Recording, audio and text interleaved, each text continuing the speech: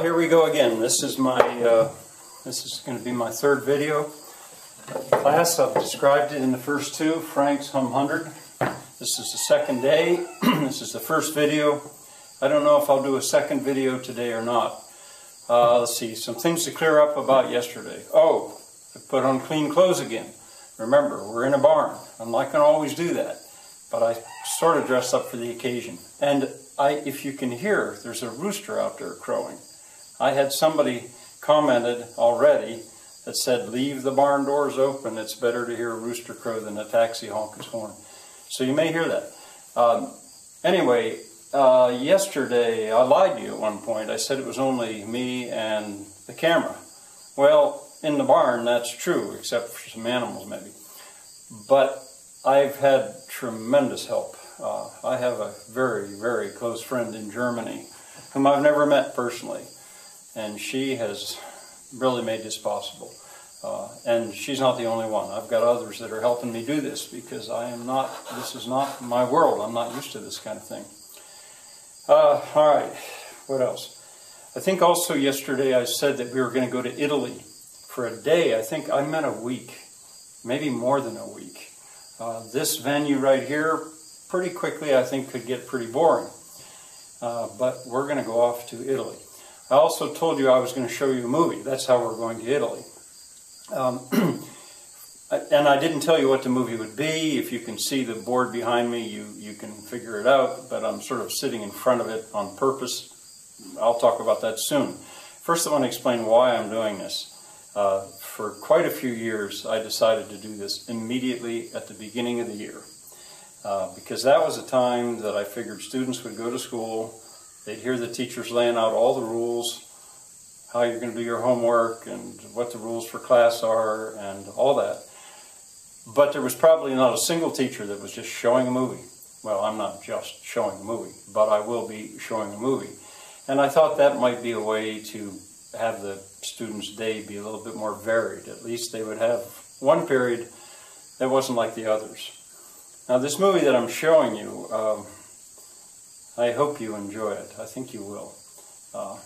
There's a downside to my doing it right now because there are many students that have told me at the end of the year that this was the best thing in the entire year. And I sort of knew that could happen. You don't usually give your very best shot. First thing you do, you save it for the end. So I hope you enjoy it, but it is certainly not just a movie.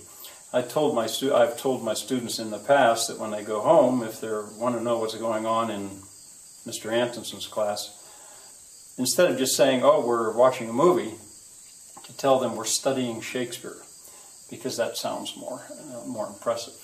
Well, that's what we're doing, because this movie, I'm ready to show you now. The movie is Much Ado About Nothing.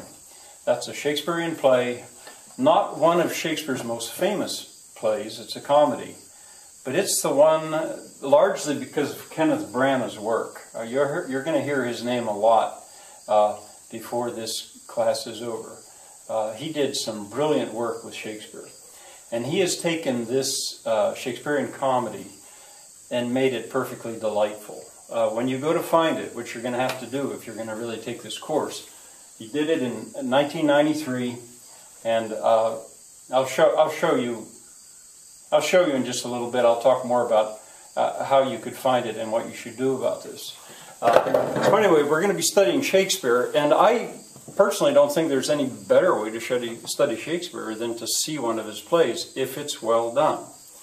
It's pretty rough to see a Shakespearean play badly done, and it's also pretty rough to see a Shakespearean play that's been made into a movie, but not a wonderful movie. There are maybe 10 times that I think the plays have been made into wonderful movies, and maybe another 10 where they're pretty good. And I'll tell you about them. But at its best, I think that's way better than trying to read Shakespeare. Shakespeare never meant his plays to be read. They were meant to be performed. Probably most of his audience couldn't read or write, which may have been to their advantage in some ways. Maybe I'll tell you more about that thought later on.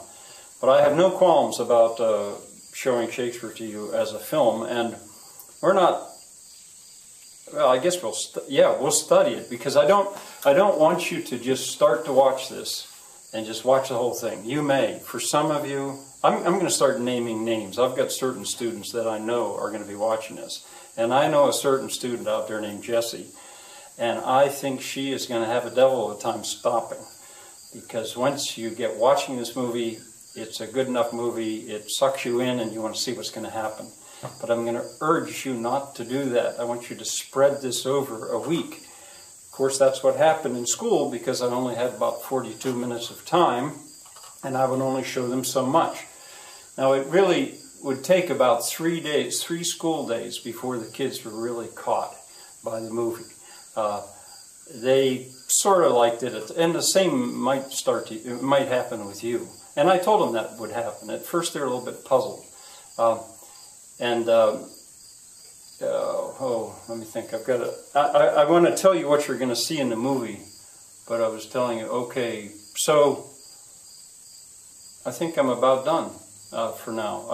I'll do 2 videos today, because I kind of watch the clock a little bit, and I'd like these to be able to go on YouTube very comfortably. And so what I'll do in the next video, which is coming right away, is I'll tell you what you're going to see. Okay, one other thing I can do now, since this is on the board. When you go to see it, which, as I said, you really need to do if you're going to be taking this class, because otherwise you won't really know what I'm talking about. If you go to YouTube, this guy's channel has the first 10 minutes of it. Wonderfully. He put the whole thing on originally, but a lot of it's blocked now for copyright purposes.